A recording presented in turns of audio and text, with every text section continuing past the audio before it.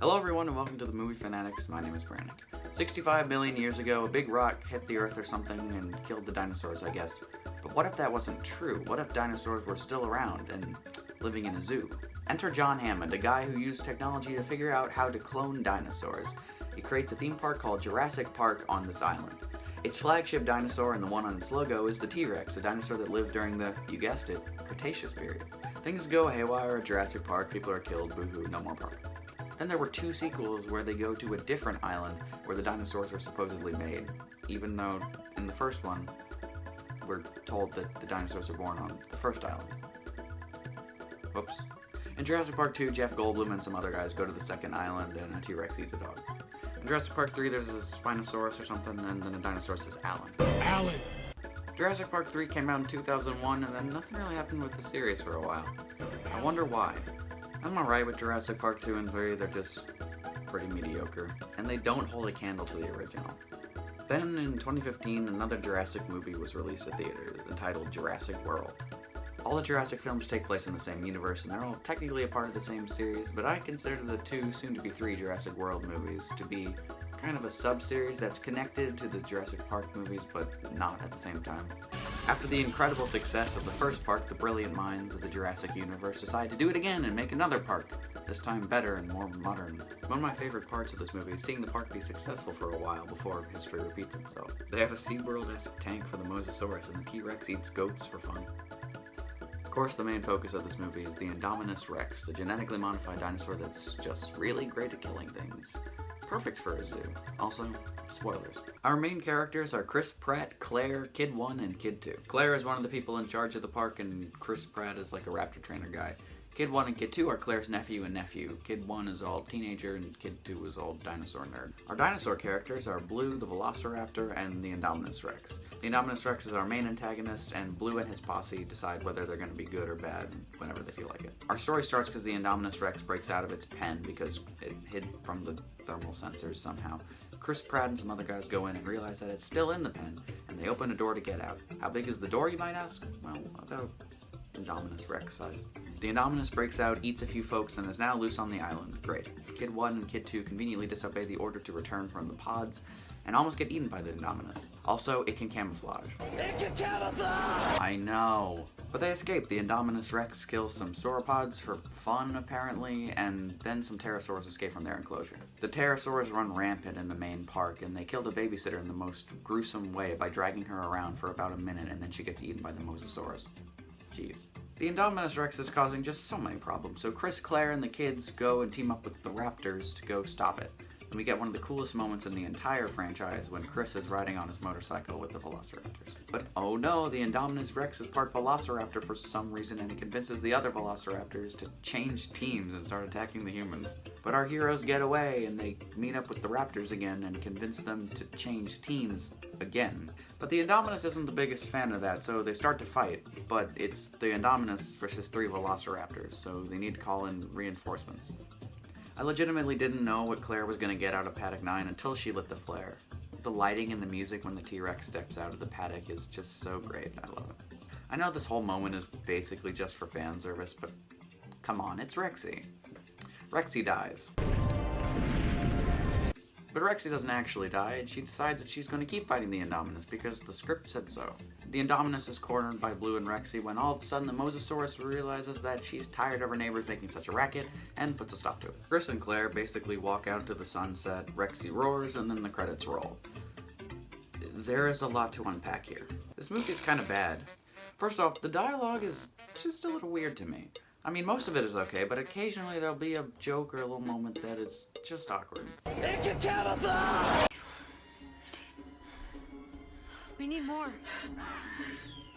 What? Teeth. We need more teeth. And there's a trend that I've noticed in recent reboots or sequels to classic movies.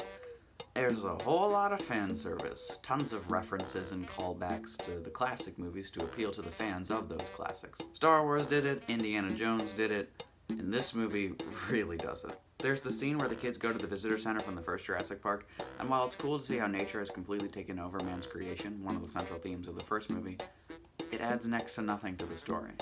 There's a character in this movie whose entire personality is based around his opinion that the first park was better.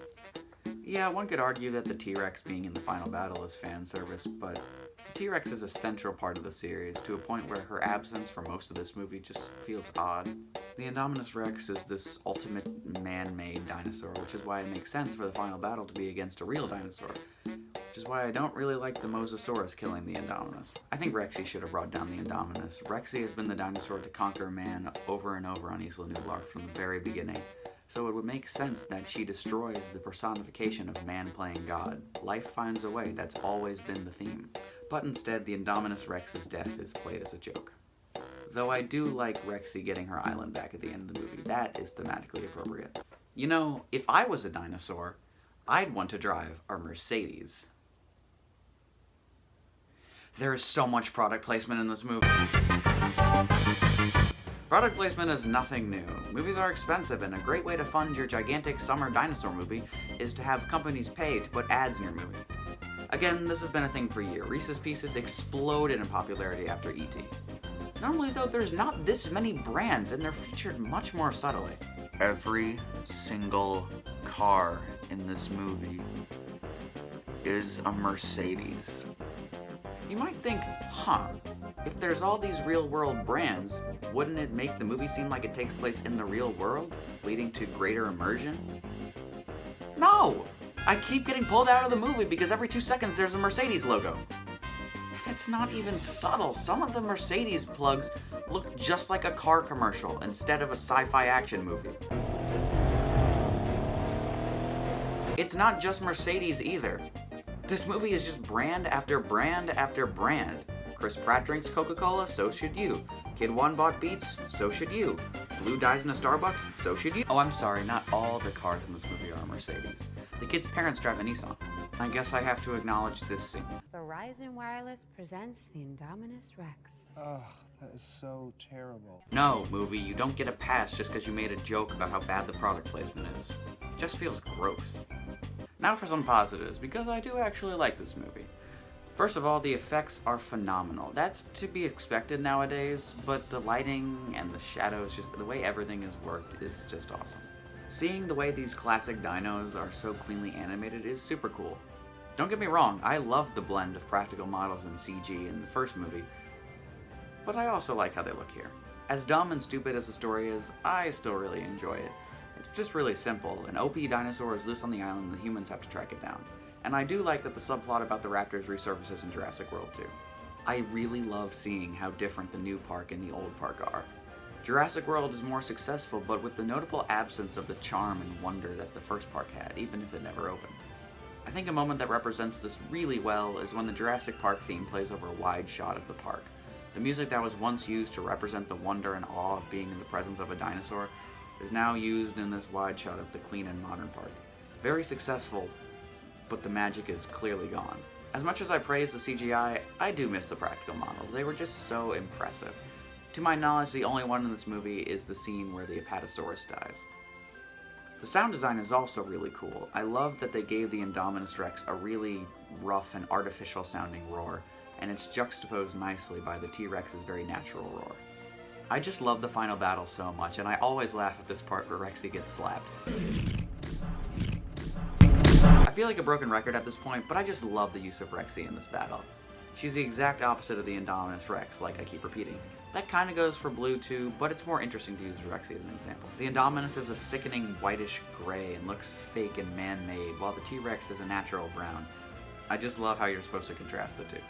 The characters and performances are all really solid. Claire is a fun main character, and Chris Pratt plays a really cool action hero. And yes, Claire outran a T-Rex in heels, but so did Ian Malcolm in the same movie where the T-Rex was shown to be as fast as a car. I don't really have much else to say. I just really like this movie. Yeah, I was mean to it a lot, but it's okay to criticize things that you like. I'd argue that that's essential. Nothing is perfect, regardless of how much you might enjoy it. My complaints still stand. I'm never buying a Mercedes just to stick it to them, but I have a great time with this film. It's not better than the first one, but in my opinion it tops 2 and 3. I'll put it like this. Jurassic World is like Super Mario 3D World.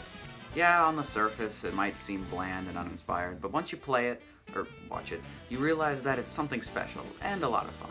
Okay, I've reached my Mario analogy quota for today, So I'll leave it at that. I give Jurassic World a 7 out of 10.